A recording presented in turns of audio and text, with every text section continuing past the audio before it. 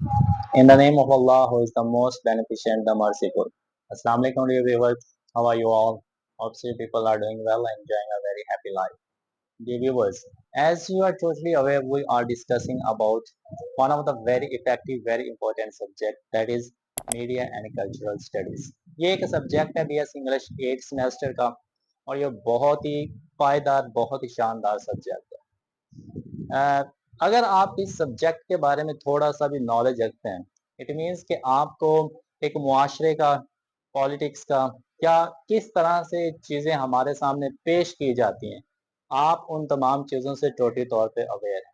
अगर आप एक दफ़ा इस सब्जेक्ट को अच्छे तरीके से समझ लेते हैं, तब आपको पता चलेगा भाई हम किस सोच के अंदर ज़िंदगी जी रहे हैं, हम किस रियलिटी, किस आर्टिफिशियल दुनिया के अंदर हमने जन्म लिया हुआ है, हमारे सामने चीज़ क्या पेश की जाती है और हकीकत में चीज़ क्या होती है। ये सारी चीज़ें, ये सारे अक्स आपके सामने तब खुलेंगे जब आप इस subject media and cultural studies को अच्छे तरीके से स्टडी करते हैं। So we are here to make you aware of all these things.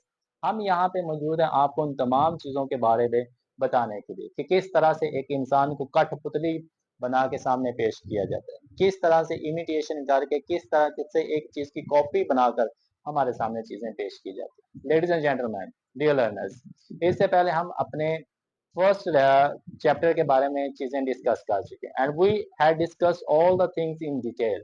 अब हम जो डिस्कस करने जा रहे हैं वो आपका चैप्टर 2 डिस्कस करने जा रहे हैं, क्योंकि इस सब्जेक्ट के अंदर जो टॉपिक्स हैं, जो आउटलाइन है, वो चैप्टर्स के हिसाब से डिवाइड की गई। तो चैप्टर 1 हम मुकम्मल तौर पे उसको डील कर चुके हैं and today I welcome to all of you on our today's lecture which is about chapter 2 media and culture studies का आज हम डिस्कस करने जा रहे हैं चैप्टर 2। चैप्टर 1 की तरह ये भी बहुत फेमस है और ये भी आपको कुछ ऐसी चीज़ों का अक्स दिखाएगा जिनके बारे में आप हकीकत कुछ और समझ के बैठे हुए हैं और ये चीज़ें आपके सामने कुछ और चीज़ें ला के रखेगा। So without wasting of time, let me take you to the chapter 2. Chapter 2 का नाम है जी मीडिया एंड पॉलिटिक्स। बहुत ही फेमस, बहुत ही शानदार, बहुत ही पायदार आपके सामने एक टाइटल आ चुका है, मीडिया एंड पॉलिटिक्स। इसके साथ एक थोड़ी सी एडिशन और है, मीडिया एंड पॉलिटिक्स के साथ एक आपको वर्ड नजर आएगा, post colonialism. So your real title is media and politics as well as post colonialism. तो हमने इसके अंदर तीन चीजों को डिस्कस करना है, मीडिया को, पॉलिटिक्स को और पोस्ट कॉलोनियलिज्म। ये समझ में आ गई तो इट मीन्स कि आपको पूरी की पूरी आउटलाइन, पूरा का पूरा जो टॉपिक है वो समझ में आ गया। मीडिया हम शुरू से ही डिस्कस करते आ रहे हैं जी, मीडिया क्या, media is a way of communication, way of transferring our message, way of do something. जो भी आप नॉलेज लेना चाहते हैं, इंफॉर्मेशन लेना चाहते हैं, किसी से बातचीत करना चाहते हैं, so it is the best tool. आपके सामने जो सबसे बड़ा जरिया वो आपका मीडिया ही है। इसके बारे में हम डिटेल से चीजें डिस्कस कर चुके हैं। अब हम डिस्कस करेंगे another word which is politics. Politics क्या होती है? इन उर्दू या डिक्शनरी मीनिंग देखेंगे तो आपको पॉलिटिक्स का जो मतलब नजर आएगा वो सियासत नजर आएगी। सियासत असल में होती क्या चीज है? बेसिकली सियासत एक ऐसा जरिया होता है, एक ऐसी इस्तेलाह होती है जिसके जरिए पूरे मुल्क को चलाया जाता है। एक कंट्री जिसके अंदर पॉलिटिक्स मौजूद होती है उसी का निज़ाम अच्छे तरीके से चल सकता है। खैर जी, कुछ कंट्रीज का नहीं भी चल सकता, वो एक अलग टॉपिक है, अलग डिबेट है। लेकिन पॉलिटिक्स के जरिए ही एक मुल्क को चलाया जाता है, एक मुल्क का सिस्टम चलाया जाता है। क्यों चलाया जाता है? जब पॉलिटिक्स की बात की जाएगी तो पॉलिटिक्स में हुकूमत आएगी, गवर्नमेंट आएगी और गवर्नमेंट के अंदर इलेक्शन होते हैं। इलेक्शन के अंदर पार्टीज पार्टिसिपेट करती हैं और पार्टी पार्टिसिपेट करने के बाद उनको कुछ स्टेटस मिलता है, उनको कुछ पोजीशंस मिलते हैं। और जब हर एक बंदे को अपनी अपनी पोजीशन मिल जाती है तो वो कुछ डिसीजन लेते हैं, कुछ फैसले लेते हैं मुल्क के बारे में। तो इस तरह से सियासत कंट्रीब्यूट करती है मुल्क को चलाने के लिए। तो मीडिया सियासत को किस तरह से हमारे सामने देखता है वो हम मीडिया और सियासत के रिलेशन को देखेंगे। मीडिया कभी कभार हमें सियासत का रियल इमेज दिखाता है और कभी कभार हमारे सामने झूठी पिक्चर भी रखता है। If you talk about the election days, election के दिनों के अंदर हमें हकीकत बहुत कम नजर आएगी। जो उनका एजेंडा होगा, जो उनकी सोच होगी कि भाई अब हमने इस तरह से चीजों को लेके चलना है, तो वो झूठ मूठ हमारे सामने रखना शुरू कर देंगे। झूठे वादे किए जाएंगे, झूठे अहद किए जाएंगे, झूठी बातें की जाएंगी, हर एक चीज झूठ पे मबनी होगी और हर एक चीज हमारे सामने मीडिया के जरिए इस तरह से सामने पेश की जाएंगे भाई में वो रियलिटी लगे। तो ये झूठी चीजें कुछ हमारे सामने पेश की जाती है। لیکن جیسے الیکشن کے دن چلے جاتے ہیں تو جو میڈیا ہوگا وہ ان کا ریئل امیج بھی ہمارے سامنے رکھنا شروع کر دے گا. جو انہوں نے الیکشن کے ڈیز کے اندر ہمارے سامنے وعدے کیے تھے، بھائی ہم آپ کو اتنی نوکریاں دیں گے، ہم آپ کو اس طرح کی جابس دیں گے، ہم ملک کے لیے یہ کریں گے، روٹی کپڑا مکان یہ چیزیں لے کے آئیں گے. There are those things. تو میڈیا ان کا جو وہ پرومس کیا ہوا ہوتا ایک چیز ہوتی ہے وہ ہمارے سامنے یا ان کے سامنے رکھنا شروع کر دیتا ہے. تو میڈیا اور پالیٹکس کا جو ریلیشن ہے وہ بہت گہرا ہے، بہت پرانا ہے. نہ پالیٹکس میڈیا کے بغیر چل سکتی ہے اور نہ میڈیا پالیٹکس کے بغیر پروموٹ ہو سکتا ہے یا اہمیت حاصل کر سکتا ہے. یہ تھے جی media and politics. If you talk about post colonialism کو سمجھنے سے پہلے آپ کو کولونیلزم کا پتا ہونا چاہیے. کولونیلزم کیا ہوتی ہے؟ یہ بیسیکلی تو بہت بڑی ڈیٹیل ہے، لیکن ہم ڈیٹیل میں نہیں جائیں گے because this is not our topic. تو ہم اوپر سے چیزیں سمجھنے کی کوشش کریں. What is colonialism? کولونیلزم کیا ہوتا ہے؟ جب ایک کنٹری اپنی پاور کی بیس پہ، اپنی طاقت کی بیس پہ کسی کمزور کنٹری کے اوپر قبضہ کر لے گی، اس کی سرزمین پر، اس کی ہسٹری پر، اس کے کلچر پر، اس کی روایات پر، اس کی زبان پر، ہر ایک چیز پر جب دوسری کنٹری آ کے قبضہ کر لیتے وہ کولونیلزم بن جاتا ہے.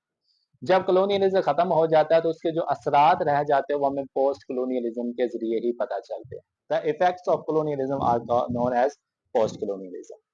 تو پوسٹ کولونیلزم کے بارے میں یا کولونیلزم کے بارے میں ہمیں کون بتاتا ہے؟ Through movies, through books, through social media. یہ ساری چیزیں ہمیں ان کے ذریعے پتہ چلتی ہیں. اگر آپ دیکھیں یہ ساری چیزیں کیا ہیں تو یہ آپ کو سوشل میڈیا ہی نظر آئے گا. لکھی ہوئی چیز پڑھیں گے تو وہ پرنٹ میڈیا آ جائے گا. موبائل پہ دیکھیں گے، ٹی وی پہ دیکھیں گے تو وہ آپ کا الیکٹرانک میڈیا آئے گا یا آپ کا سوشل میڈیا آ جائے گا.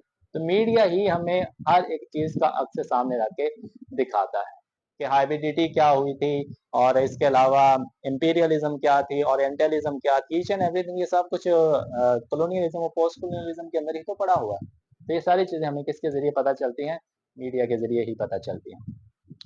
تو یہ تھا جی ٹاپک. اب اس ٹاپک کے اندر ہم نے ڈسکس کرنا ہے the very effective, very motivated, very classic personality. جس طرح چیپٹر 1 کے اندر ہم نے کچھ پرسنالٹیز کو ڈسکس کیا تھا، اس چیپٹر کے اندر بھی ہم وہی کچھ کرنے جا رہے ہیں. اور یقین کریں یہ والی پرسنالٹی جو آپ کا ویو کسی چیز کے میڈیا کے ریلیٹڈ غلط بنا ہوا ہے یہ اس کو مزید پکا کر دے گی یا ٹوٹی طور پہ اس چیز کو نگیٹ کر دے گی.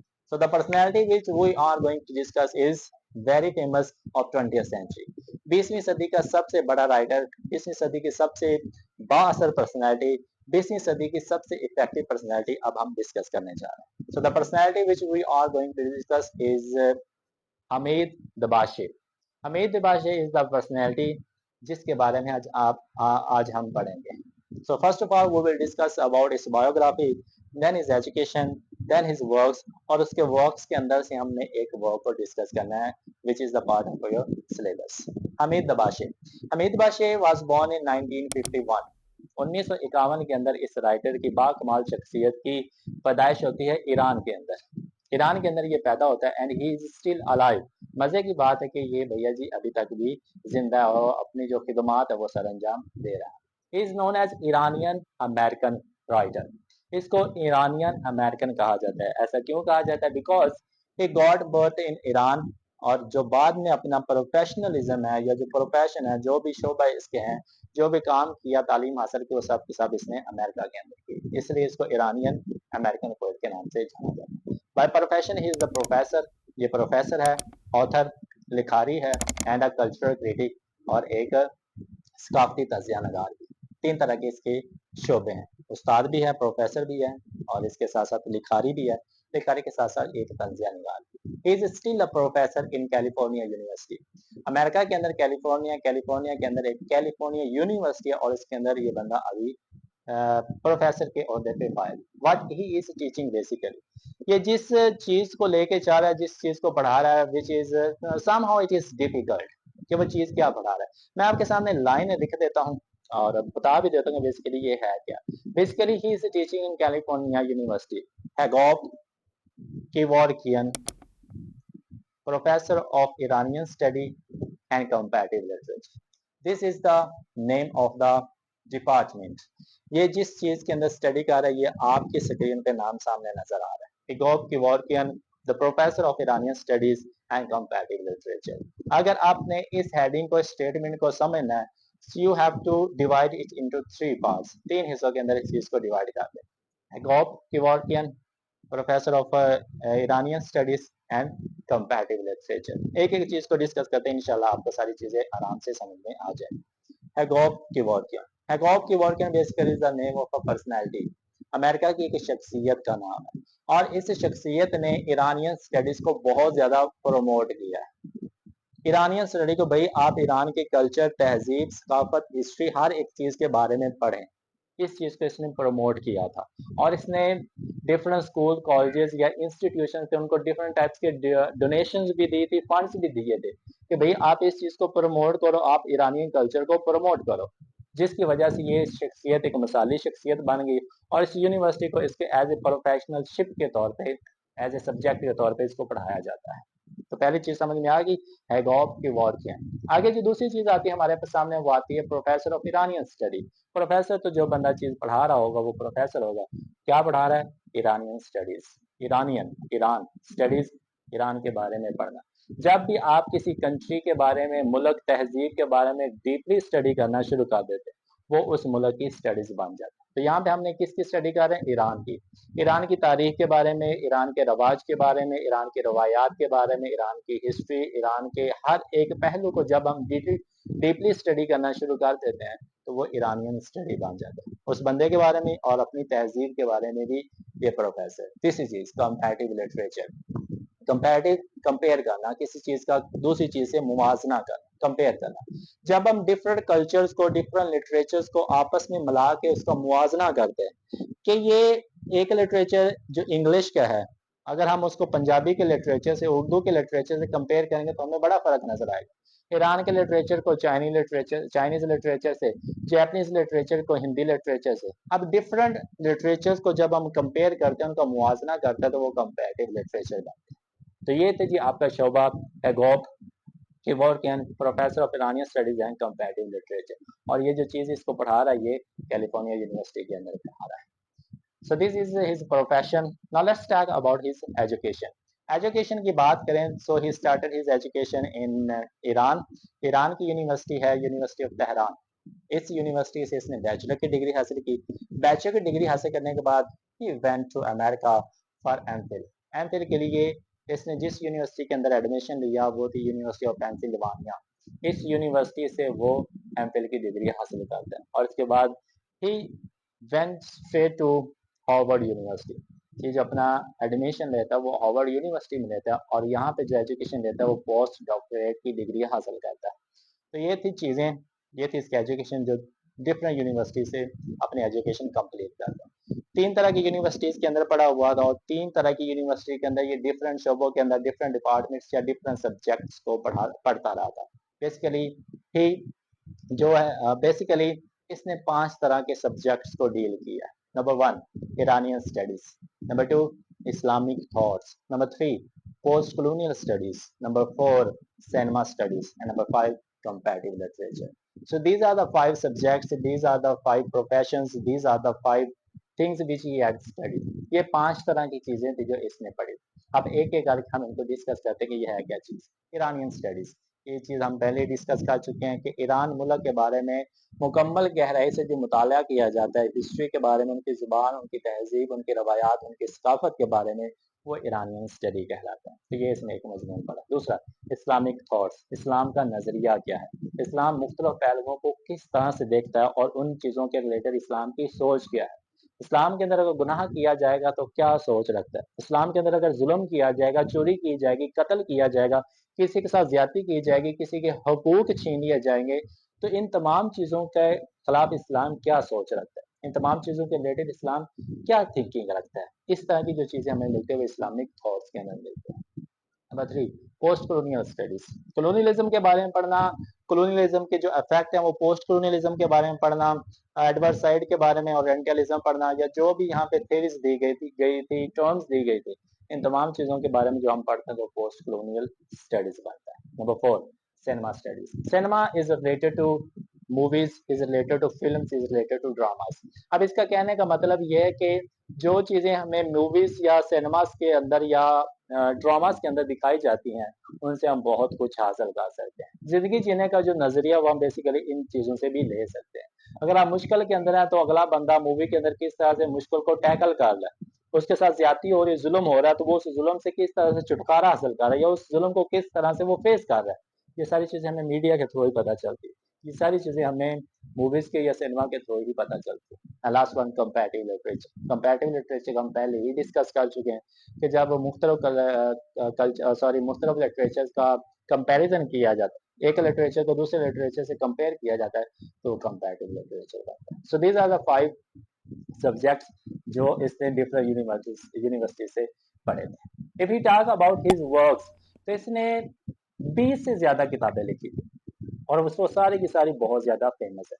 जो इसने सब्जेक्ट्स पढ़े हैं 5 जो आपको बताए हैं, हर एक सब्जेक्ट पढ़ने के बाद इसने उसके रिलेटेड एक बुक भी लिखी है। इसी तरह इसकी जो बुक्स की तादाद हो जाती है वो 20 हो जाती है। लेकिन इन 20 बुक्स में जो सबसे फेमस है, मेरी भी फेवरेट है, और जब आप उस चीज के बारे में पढ़ेंगे तो that will become your favourite too. तो जो बुक हमने पढ़नी है, जो इसकी फेमस बुक्स में से एक बुक है, वो है the Arab spring, the end of post colonialism 2012। 2012 के अंदर ये लिखी गई थी, the Arab spring. The Arab spring क्या चीज है, ये आपके आउटलाइन के अंदर भी है, ये आपके सिलेबस का हिस्सा भी है, और आज हम उसी चीज के बारे में पढ़े। The Arab spring, Arab basically Arab जो कंट्रीज हैं उनकी तरफ इशारा किया गया है।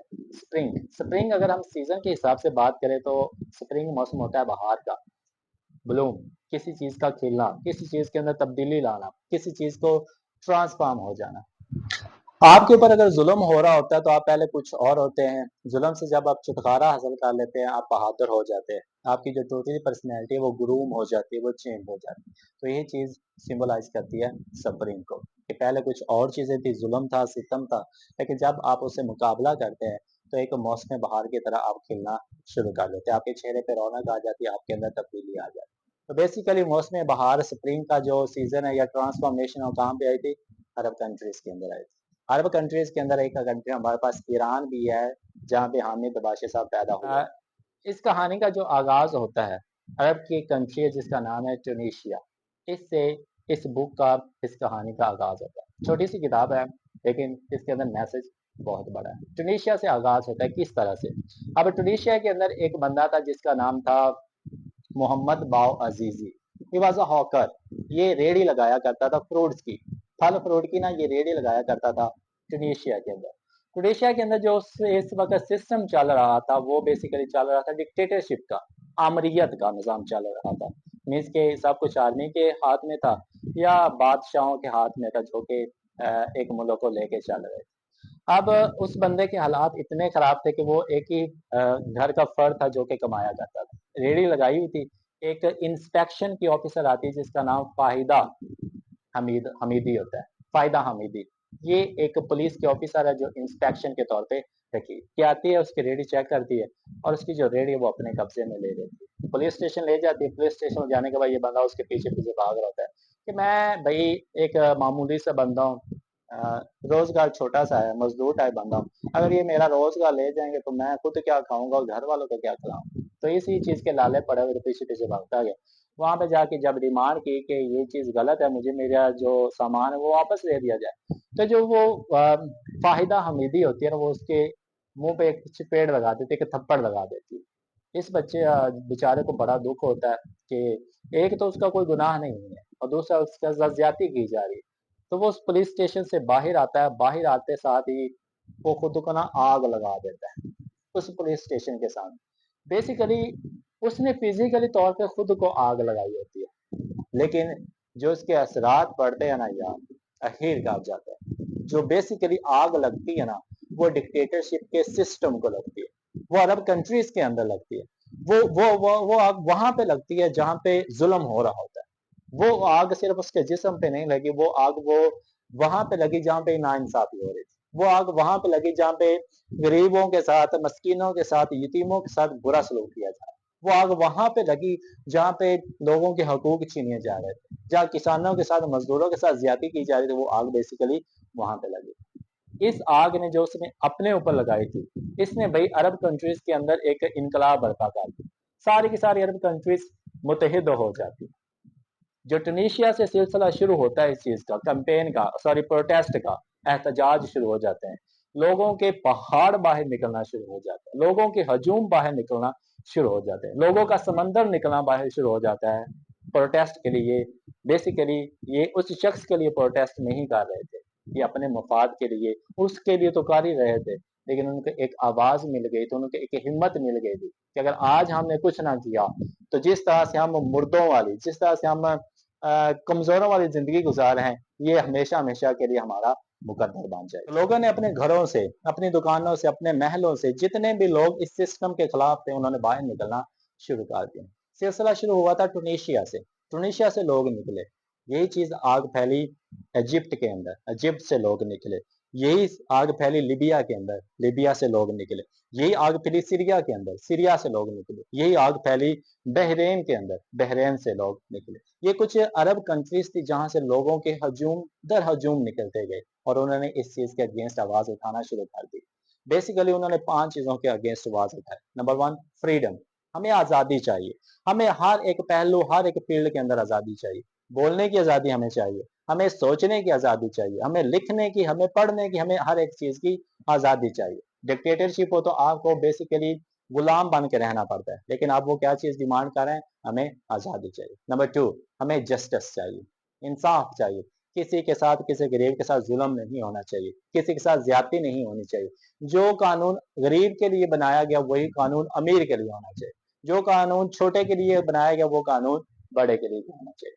फ्रीडम के साथ हमें क्या चाहिए, जस्टिस चाहिए, और जस्टिस के साथ हमें चाहिए जॉब्स। नंबर 3, हमें जॉब्स भी प्रोवाइड किया जाए। हमारी जो बेशतर पॉपुलेशन है वो बिलोंग करती है यूथ से, नौजवानों से। अगर हम नौजवानों को अच्छा रोजगार नहीं देंगे तो जो उस रेडी वाले का हाल हुआ है, चंद ही दिनों तक, चंद ही महीनों तक हमारी पूरी की पूरी नौजवान नस्ल को हो जाएगा। So we need to give us, we need to offer, you need to offer us the jobs, हमें जॉब्स भी दी जाए। नंबर 4, एंड ऑफ करप्शन, मुल्क से करप्शन का खात्मा किया जाए। जो बड़े बड़े पॉलिटिक्स, बड़े बड़े लोग, डिक्टेटर्स हैं, वो हर एक काम के अंदर करप्शन करते हैं, अपने लाइफ स्टाइल को, अपनी जिंदगी को बेहतर किए जा रहे हैं, गरीब की जिंदगी को और बदतर किए जा रहे हैं। तो ये जो करप्शन का सिलसिला है, आप इसको खत्म कर देना चाहिए। Number 5, the important, the basic one, end of dictatorship, जो आमरीत का निज़ाम चला हुआ है, मुल्क से इस सिस्टम को ख़त्म कर दिया जाए। आज के बाद किसी भी अरब मुल्क के अंदर डिक्टेटरशिप वाला सिस्टम नहीं होगा, जो भी सिस्टम होगा वो आज से डेमोक्रेसी का सिस्टम होगा। अब इसका इफेक्ट ये पड़ा कि कुछ तो कंट्रीज के अंदर वो जो डिक्टेटरशिप थी वो ख़त्म हो गई और उसकी जगह डेमोक्रेसी मिल गई, लेकिन कुछ की जगह डिक्टेटरशिप भी ख़त्म हो गई, लेकिन डेमोक्रेसी उसकी जगह ना ले सकी। वो जो सारा सिस्टम था वो आर्मी के हाथ में चला गया था। लेकिन इस प्रोटेस्ट ने, इस अरब स्प्रिंग ने बहुत सी जिंदगियों को बचा भी लिया, बहुत सी जिंदगियों की जो लाइफ है उसको चेंज भी कर दिया, और बहुत सी मोस्ट इम्पोर्टेंट, लोगों के अंदर इतनी हिम्मत आ गई थी कि जो लोग सालों से चुप बैठे हुए थे, उनके अंदर इतनी हिम्मत, इतनी कुव्वत, इतनी ताकत आ चुकी थी कि अब वो अपने हकूक के लिए आसानी से बोल सकते हैं। So this was the Arab spring, कि अरब के लोगों के अंदर हिम्मत किस तरह से है। So this is all about chapter 2। ये चैप्टर 2 है जी पोस्ट कॉलोनियलिज्म के बारे में, मीडिया या पॉलिटिक्स के बारे में, हमारा राइटर अमित दबेशी के बारे में। So thank you so much for your time, thank you so much for watching this video. अगर आपको वीडियो पसंद आई हो तो वीडियो को लाइक करना और कमेंट करना, और मोस्ट इंपॉर्टेंट भी शेयर करना और सब्सक्राइब करना ना भूलिएगा। Thank you so much, have a nice day to all.